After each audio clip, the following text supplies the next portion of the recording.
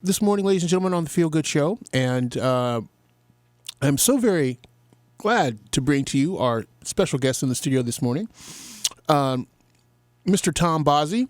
Now, when people ask to come on the show, they have various reasons to do so. But one of the reasons why I felt it was so very, very important to have Tom on the show this morning is because we want to highlight those people in the community that are doing wonderful things to motivate and inspire us. And Tom is definitely doing that. And I thought it was important to bring Tom's message to you at this particular time because I think that it is relevant to what's going on, and also in regards to demonstrating just the type of community that we have, because the type of community that we have can only be defined by the members in the community. And Tom is one of those members. So I most joyfully bring to you this morning, right here in the WAPJ studios, Tom Bozzi. Tom, good morning. How are you today? Good morning, and thank you for having me back to, can I do it? The Feel Good Show. I hear that when I'm home, and I said, that's what I want to do. Plus, there's 5,000 people I want to say hello to. Should I start now? No, I'm always kidding. But thank you for having me. Good morning, everyone. And yes, I'm here today talking about my new career path. I do motivational speaking, and so Jacques was nice enough to have me come on and talk about what I'm doing. But the basis for my talks, the basis for my vision, is a talk of hope. I'm legally blind. I only have a 3-degree field of vision, and I always love what Helen Keller said when she said, "I feel sorry for the people who have sight and have no vision." And so vision and sight is two different things. And though I have very limited sight, I feel I have a vision. And I was sharing with Jacques before I came on a wonderful quote I heard, which has now become the basis for a lot of my talks. And it says that when you die, do not let your final resting place be of the earth, but rather in the hearts of others. And I think our mission in life is not always to fill stadiums and auditoriums. I mean, there are the Mickey Mantles, there are the Judy Garlands who do that, and that's fine. But our lives are no less significant if we're filling the hearts of the people that we know and love, one person at a time. In life, you know, we're looking for the boom and we miss the whisper. The whispers in life, Jock, are like if you have a child and they reach up out of the crib and grab your finger, or a blushing bride that says, "I do," at the altar, or someone coming up behind you when you're doing the dishes and said, "Peekaboo, I love you." I mean, that's the whisper. And sometimes in life we're looking for the boom and we miss that. And you and I were saying earlier, there's opportunities right in front of us where we can impact lives of others, and it doesn't have to be a boom. It could be in the whispers of the day. Your words are so impactful because they do come from a very pure place. And I think that you illustrate how very important it is for us to be able to have self-assessment, to be able to look inwardly in as much as we look outwardly, because what we see outwardly is the world the way it is. And if we look inwardly, what we will see is a world the way it could be. Exactly. And I think it's very important to highlight the elements of that journey, because then we will understand how or what role other people play in that journey. And I think that's when we really can understand the importance of relationships. I'm sorry. No, Looking inward is so true. The first thing people say is, "What can I do?" they may say, gee, I'm not a Mickey Mantle or a Judy Garland or someone of great talent. But the unique thing is, with all the billions of people in the world, no two people have the same fingerprints. Every single person in the world has different fingerprints. So as unique as fingerprints are, so are you, and so are you, and so are you. So each of us are given gifts and talents as unique as those fingerprints to use in the world to change the lives of other people. So though the Derek Jeters of the world have those fingerprints or those talents, but it's no less significant with the fingerprints and the talents that you have, or I have, or the people that are listening. And so a lot of people don't get started in something because they don't think they're good enough, but you are good enough. That's why you're here. You have something to offer. You know, I'm legally blind, but I tell people you're only limited by your attitude. You know, I do square dancing with my girlfriend Veronica, contra dancing. I only have a 3-degree field of vision. I do not let my blindness define my life. I let my blindness to find my life. And so I've been able to help other people in spite of the fact that I only have a 3-degree field of vision. But I don't let it define me. And so whatever things people have who are listening say, well, I can't because it's irrelevant. You have gifts and talent that are unique to yourself, and let that shine through. So your remark of looking inward, you have to look in first and say, I'm okay. Now you can go help the world at large. Correct. And Tom, I know you had a situation in your life that happened a few years ago that contributed to this passion that that is driving you to reach out to help people discover what their ceiling is. Would you mind sharing that with our audience? I shared with Jock earlier, my wife died of lung cancer 5 years ago, and those of you who are listening who are going through that or have went through that, my heart is very open to you. But I was so far down when I lost my late wife, I had to look up to see hell. But by the grace of God and friends here in the greater Torrington community and a wonderful woman I met 2.5 years ago named Veronica, I have come back from that tremendous loss. And once you go through that, you then view the world completely differently.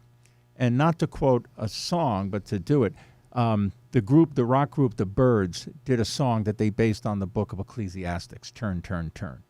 And the song goes through a series of things in our life. There's a time to plant and a time to harvest, a time to laugh and a time to cry, and a time to live and a time to die.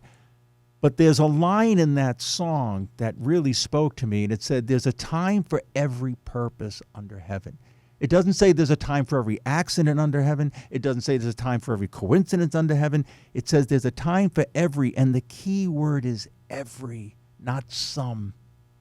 And so I focused on that, and I began to lift myself out of that grief and begin to build a new life, the life I have today. And I want to share that there is life after grief. There is good things that people can do. And there is life in front of you, and go out and live it. My wife fought to live, and she passed away in 6 months. She would look at me and say, you have life before you. Live it. Live it. And if I can share a Bible quote, it says, I came to give life abundantly. It doesn't say I came to give life mediocrity, abundantly. Well, let's check this out. My main man, Mr. Tom Bozzi, in the house with us this morning. Tom, thank you so much for checking out the studio today. Thank you for having me. I know this has kind of been like a long time coming for you, too. Yes. Well, I was here maybe 6 months ago. We're talking music, but I like the local and live Thursday, so I asked you if I can come on and promote my new career path, which is my public speaking, and my talks are about a vision of hope. And I could do any kind of community event, church group. I'm going to be doing something for the Torrington Elks in May. I'm going to be at the Torrington Senior Center next Tuesday.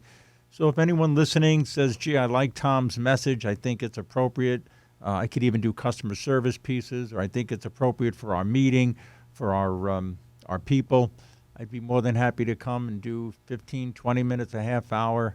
At the end, or when you let me know, I do have a phone number. I am on LinkedIn, and I do have an email address. If someone likes what they hear and says, "Gee, I'd like to have Tommy come in and share his thoughts," I'd be more than happy to do that. I got an idea for you. Yeah. You could be. You have an idea? Go ahead. You have like singing telegrams. You have people that they send out, and you have a birthday, and Right. you could be like the a positive message telegram. Somebody will send you to a house, and you knock up on the door, and they'll open the door, and you'll say, instead of giving them a check for $5,000 from National Publishers Clearinghouse, you can say, "Hey, you're going to have a good day today. You're going to have a good day. I'm going to tell you something that's going to lift you out of that chair and make you feel a lot better." People are like, "Wow, I feel so pumped up, I'm ready to go. I'm going to go build a mountain or something." It's true. But, should I wear a tuxedo for that? I don't know. But hopefully being blind, I walk into the front door. I don't want to walk into the pool, Nothing better than get a motivational talk and the speaker is in the pool or the piano. Like I tell people all the time, just keep me out of the piano. When you're visually impaired, you got to have a sense of humor. I say all the time, thank God. Some guys can't find one, and God sent me two. And the woman in my life, Veronica, is amazing. But thank God she loves dancing because, dude, if she liked badminton or tennis, could you imagine? I mean, that would not be good. So dancing was the key. See? Badminton, not good. Or tennis. But anyway, those of you who are listening, just get the visual of a guy with balls flying all over the place. And Jock is ducking at the same time because he's saying, this dude can't see me, and he's going to knock something over. So, and I'm Italian, so I've learned to keep my hands at my side. So when I do my speaking in public, I promise I won't use my hands. We have too much fun doing it. And even when I call in folks, they request a song, I always call on a long song because he and I get into conversations, usually with a lot of laughter. So he says, "Boz, don't call me on like the Archie Sugar Sugar." It's got to be Stairway to Heaven or Steely Dan or something like that. Anyway.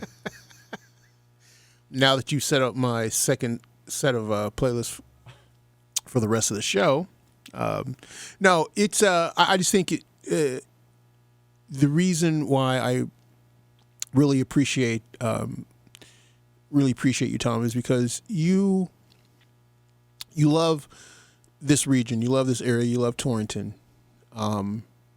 and you felt compelled to come back.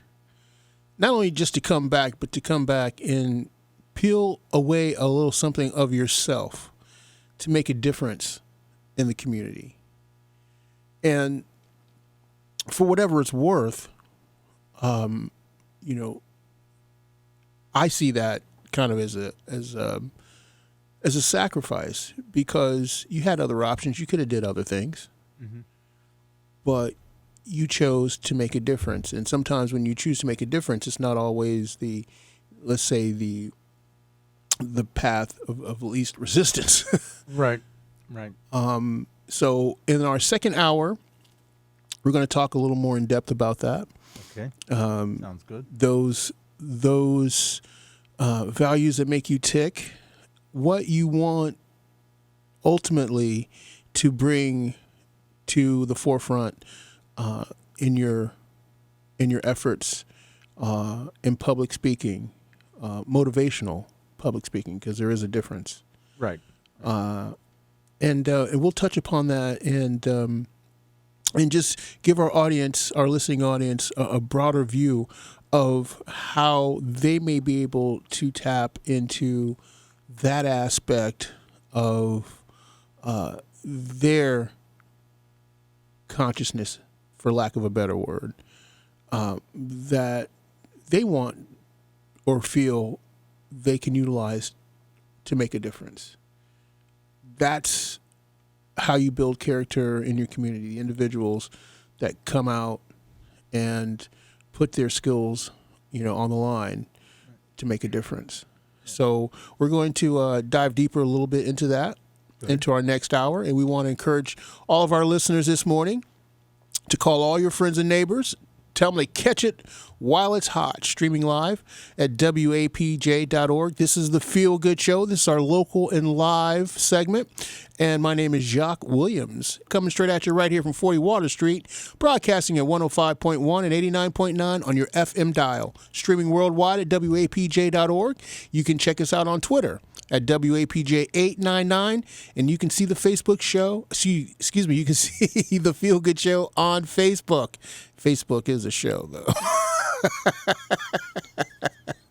Also, we'd like to thank the sponsor of the Feel Good Show, 5 Point Center for the Visual Arts, located at 17 Water Street at the Main and Water Street 5 Points intersection, exhibiting international, national, and regional artists. Thank you so much for your support of Torrington Community Radio, WAPJ, and the Feel Good Show. 11:01 on the AM, and let's see, looking at 41 degrees on the outside. It just jumped 2 degrees in a matter of 0.3 seconds, man. That was kind of cool. Nonetheless, we're bringing it to you local and live this morning. If you're a business, artist, venue, or community person of interest, and you would like to blast off to the community to let everyone know what you're doing, what you're up to, or what you're all about, then indeed Thursdays is your day right here at WAPJ. You can call me, or you can do what Tom Bozzi is doing this morning, and that's join us right here in the friendly confines of the WAPJ studios. Tom, thank you so much for joining us this morning. Thank you very much for having me on your show. This is a privilege and an honor and tons of fun. Tons of fun. I would have to leave that estimation up to you, sir. No, let me tell you something, folks. The funny guy you hear when you call in for a song, it's the same guy live in the studio. He is just a wonderful, great sense of humor guy. There's a lot of days, sometimes even myself being motivational, you have a day that you might be a little off. I call in for a song, he and I start laughing, I'm ready to go. Well, that's very kind of you to say, Tom, because I'm still not a morning person. That's why you're not here at 7. Oh, my goodness. I give big props to the miscellaneous morning show host because, man, that's an early rise and shine. Yeah. But they do it because they love it. It's a labor of love here at WAPJ. Nonetheless, we've been talking with Tom about his aspirations as a motivational speaker. And I wanted to dive a little deeper into our conversation with Tom in regards to the sacrifices that he's had to make in order to make this career move. And this is one of the reasons why I love doing this segment, because I want to highlight those people in the community that are doing extraordinary things. And I think Tom exemplifies that. And the things that he's doing right now to give back to the community, to make a difference, are lessons that we can all participate in. And Tom, just take this time to talk to our audience a little bit about those passions, those sacrifices, those values that you want to highlight through your motivational speaking series. Well, my goal and my purpose or mission statement, they say today, is to leave the world, leave people with a sense of feeling better about themselves. A lot of times, as kids, we're on the Little League team and they want us to hit the home run, or we're in school and we've got to get the A. And a lot of times we don't really thank people or say to them what they're doing right. So I make it a life mission that I always say to people, wow, you did that well. That was a good job. And people are like, really? Because they're so used to being browbeaten down that it's not good enough, it's not enough. And also to share with people, and I'm going to share the story about Darcy in a minute, that there are opportunities when you can change the world and feel good about it. And so my passion is really for people to see that their lives are purposeful and productive, and that your net worth is not your self-worth. And you and I were talking about this on the break. A lot of times we're so bent on our net worth as to being our identity, which it's not. Now, this morning, I called in here at 7 o'clock. I got Darcy on the phone because the personal coach I'm working with wanted me to get a recording. And because I'm kind of new to technology, I wasn't really prepared to have the things I needed for a recording. So I called Darcy here in the studio, and she said, well, we don't really have an archives thing, but, when you come in, Jock will talk to you and all of that. So now when I came into the studio, everyone, I come in, I meet Darcy at the door, and she does look like her voice. And she's very, very nice and very pleasant. And she shows me where to sit down because, as I said, I'm visually impaired. And then she reaches out and she says to Jock, she goes, here's a CD for Tom so he could record his show, a blank CD. Now, she was running her morning show. She obviously had to go to her next gig, wherever that was. She's busy here, yet she took time to find a blank CD so that I would have the ability to record this show. And that's exactly what I'm talking about, is a lot of times, I said earlier, we're looking for the boom, but we miss the whisper. The whisper today for Darcy was the CD. And that act of kindness, to me, as I said earlier, is as significant as when Oprah Winfrey gives someone a car. So what CDs are in your day that you can give someone today? You know what I mean? I mean, that's really what it is. Where's a CD that you can hand someone, take a minute out of your day that changes the entire landscape for that person? So that act of kindness, that taking a little extra, that's what I'm talking about. That's what my message is about. And also the other second message is teaching people to forgive. My mother, who just passed away November the 8th, she was 89 years old. She would have been 90 in April. She taught me the value of forgiveness.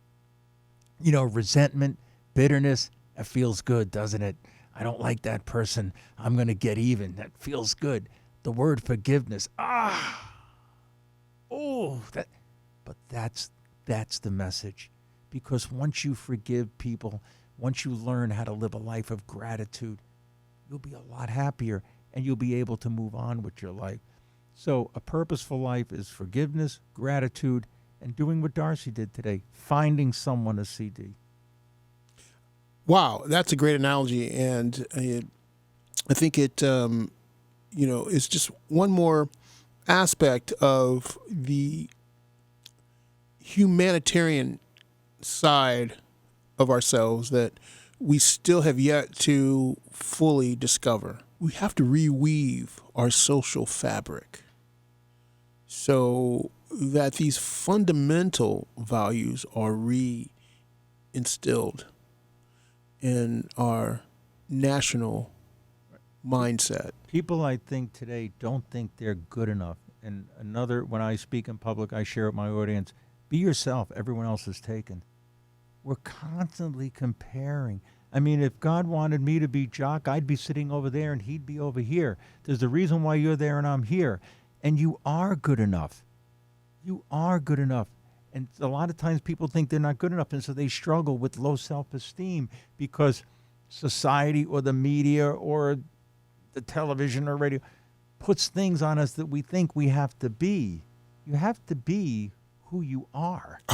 And like me with my vision, people say, oh, do you pray for a cure? Do you hope they come up with something for your vision? I said, no. They said, why? I said, because I'm already cured. They go, what do you mean? I said, well, I have 3-degree field of vision, which is better than 0. Right. I said, but I accept my disability. Acceptance is healing. Okay? I mean, I have 13 drivers to do what my late wife did by herself. One person. Okay? But to get here today, I had to get my friend and go someplace else. But I do it. But I accept the fact that I will never drive again, and there's a lot of other things I can't do. But I'm okay with that. Because, someone said to me, do you think your life would be better if you weren't legally blind? I said, how do I know? How do I know? This is the life I have. I'm happy. I have a wonderful life with Veronica and the friends that I have up in Torrington, down in Plainville. So if the vision is irrelevant, because there are people who can see that are unhappy. So, acceptance. And so I accepted the fact that I will never drive a car again.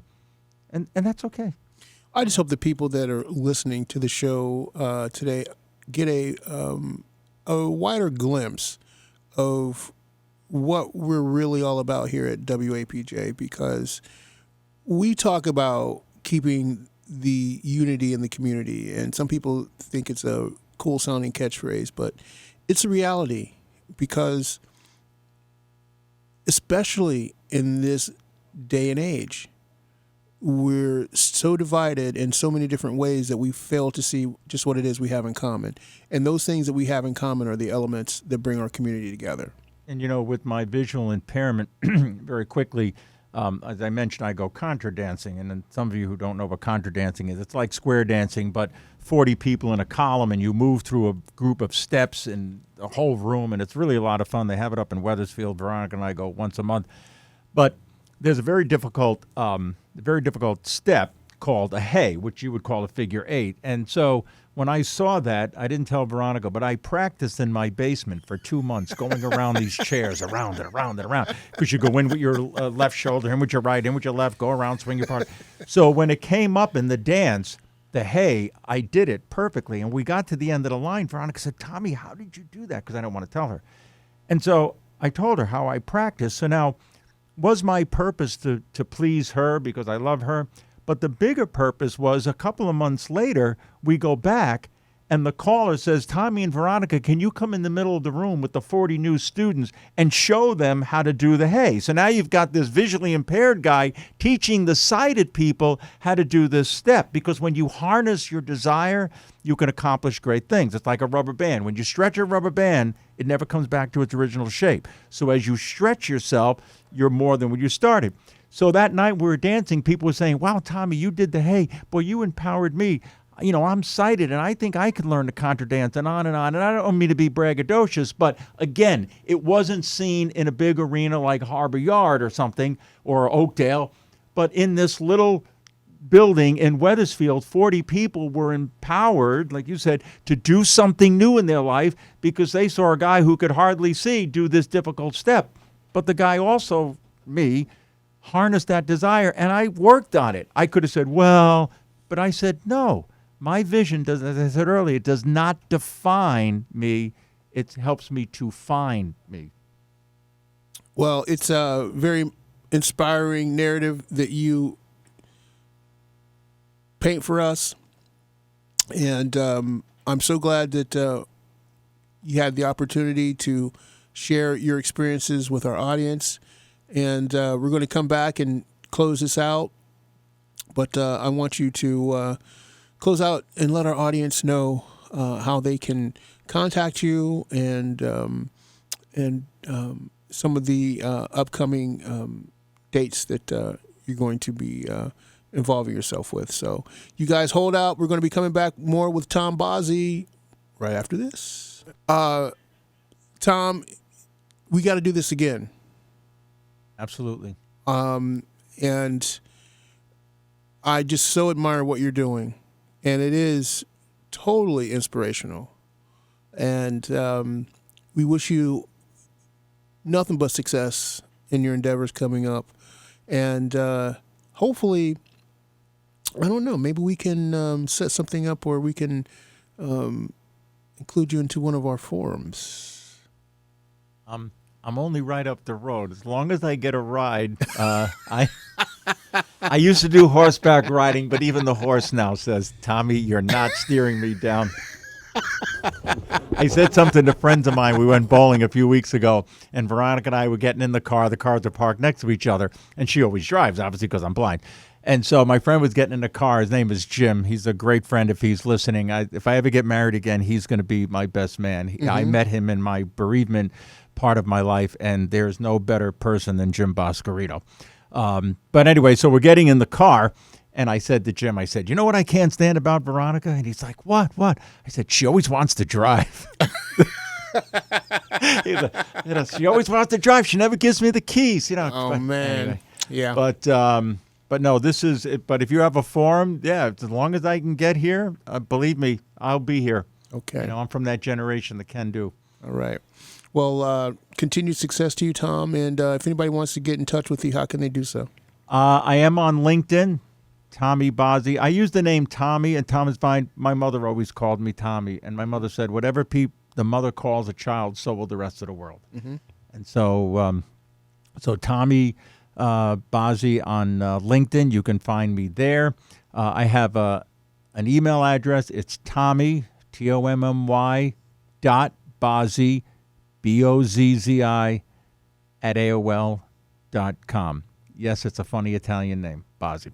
Tommy.Bozzi at AOL.com. My cell phone number is 203-257-3668. So those 3 ways people can call me if they're having a civic event. I've even done things for confirmation classes. Anything where you feel a message of hope is needed, I'd be more than happy to come out and do that. Very cool, Tom. Thank you once again. And may the sun keep shining in your life. That's right. All right? And the sun be at my back, because if it's in my, then I really won't be able. But this has been, we have too much fun. This has been a wonderful opportunity. Thank you, thank you, thank you. And again, Darcy, thank you for taking time out of your day. I appreciate it. Tom Bozzi, ladies and gentlemen.